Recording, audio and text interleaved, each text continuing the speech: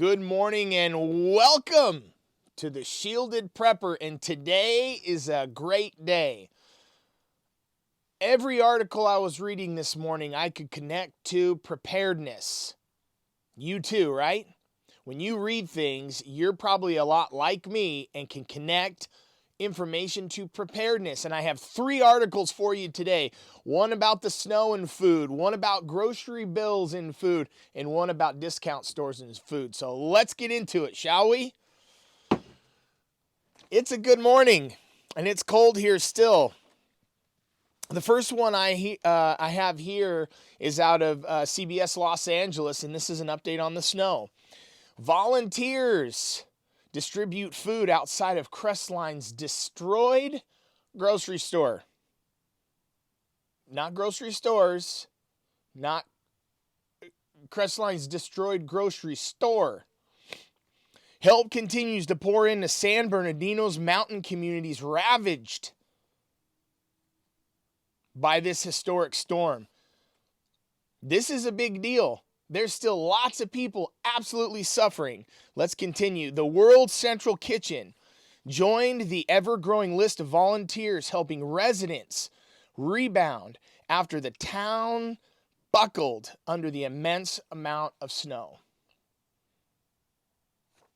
It's just buckling these towns, and they have a long way to go. The damage was so evident in the mountain communities of Crestline, where most notably the town suffered a major loss, a catastrophic loss, when the sole grocery store in town had its entire roof collapse under the amount of snow piled up. It's crazy to see what's going on over there. The whole store, they showed an aerial, just like pancake, all the food gone. I'm sure there's still some under there that may be still okay, yet their only grocery store, boom, gone. Our only source of food was the Goldwyn Market when the roof collapsed. So now we can't walk to get food for ourselves, our seniors, or our short-term renters that have no food up here. We're pooling our food, so they're coming together and helping each other in the community. Like, that's pretty awesome. It's awesome that they're doing that, and it's still going. It's still going, and they're going to be suffering this for some time still. The World Central Food Kitchen set up a food distribution site to give out hot meals, because some of them still without power, fresh produce, and water. Isn't that interesting? They're giving out water. This is super important to hear this right now, and if you don't have a reserve of water, you should. I could get into some of the other stuff yet. Let's move on. This is important. Be prepared. These people would be living a lot easier if they had other ways to prepare themselves for a couple weeks. When they say, hey, it's good to have 2 weeks food reserves, well, you got to have a way to cook it too. Out of CNN, the cost of food is down and grocery bills are still up. This one's going to piss you off. Pissed me off. Why aren't prices falling at the grocery store? When food producers started raising prices a few years ago, they blamed their own costs, including higher ingredient prices. And ingredient prices have actually been on the downswing for months, and individuals are still paying more for food. Interesting, right? Cost increases gave food makers cover to hike prices above what those increases called for by design. This is absolutely for profit. They're squeezing every last cent out. We must prepare now. It's only going to continue to go up. Boosting profits and correcting what they saw, the manufacturers saw. Remember, there's only a handful of these massive conglomerates that own everything. What they saw as too low prices in previous years. So they're making up for lost margin and lost revenue, lost profit, lost distributions years ago, right now when it hurts the most. There have been supply chain pressures and there have been commodity cost increases. And but companies have taken price increases that exceed that. Now, this gentleman here, Mark Lang, he's an associate professor of marketing at the University of Tampa who specializes in food marketing. This guy teaches our children how to go into these a couple conglomerates and how to price food and how to market it and how to create value perception. He teaches this. And he even said, they are to me absolutely profit-taking. I worked in the food industry, in the retail grocery food industry for a while, and it is an absolute racket. And new companies, if you know anybody working for startup food, it's a big deal trying to get into retail. Big. And we were able to get into Walmart and into Albertsons and a lot of other of these retailers, and it took years.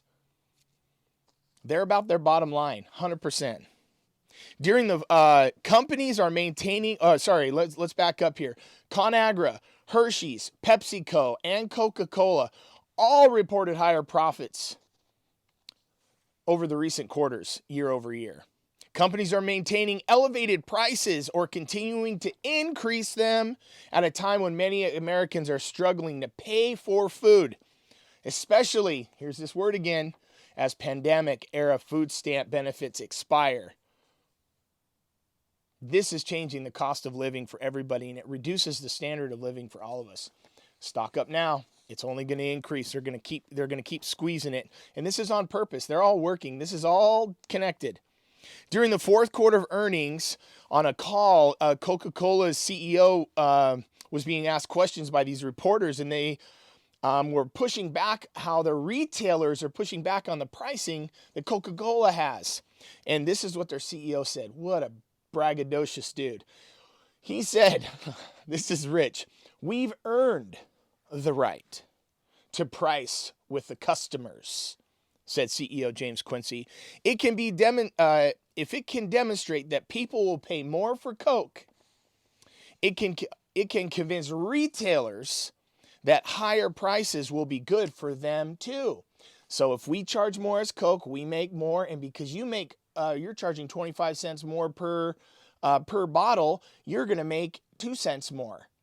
So think about millions and millions and millions of bottles of Coca-Cola. They're all profiting, and they work together, and it all passes through to us. It all passes through to us.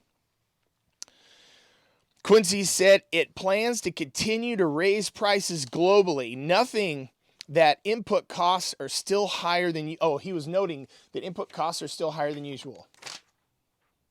This guy's serious, and they are hungry, and they're wolves, and they're going to take it.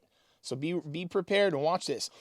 He goes on to say, if you start dropping prices, it can undermine the value proposition that brands and manufacturers have built up over years with their customers.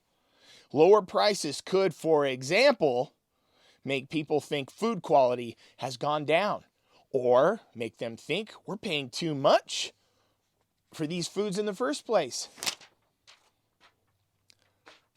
They're absolutely calculated. Everything runs in a balance. What percentages can they shift and move? Food is going to be super important. Get into it, guys. This last one, Dollar Tree, I'm going to end on this.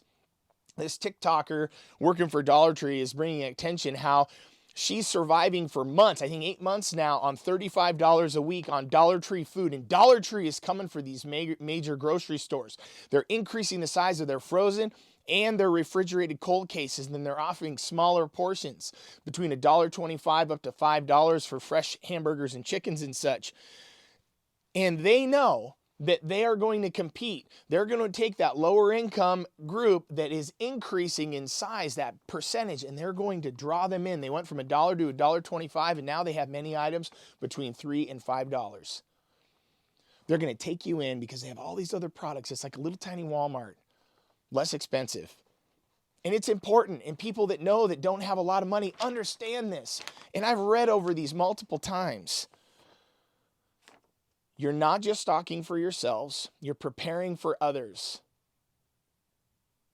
Noah, being warned of things unseen, moved with fear and prepared an ark for the saving of his family. This ark that you have, if you believe that you are prepped for yourself, you're acting foolish. You're acting foolish. If you have a resource to help others, make your preps more significant. It's going to bless somebody that can't do it now or they're not woke up. It's going to give you a chance to bless them. And I bless you guys today. And stock up. Make sure that you're rotating your food. Make sure that you're preparing for others. This is a great day. You ready? The shielded pepper's out. Let's continue to increase the size of our shield. Above all, it's faith. It's faith.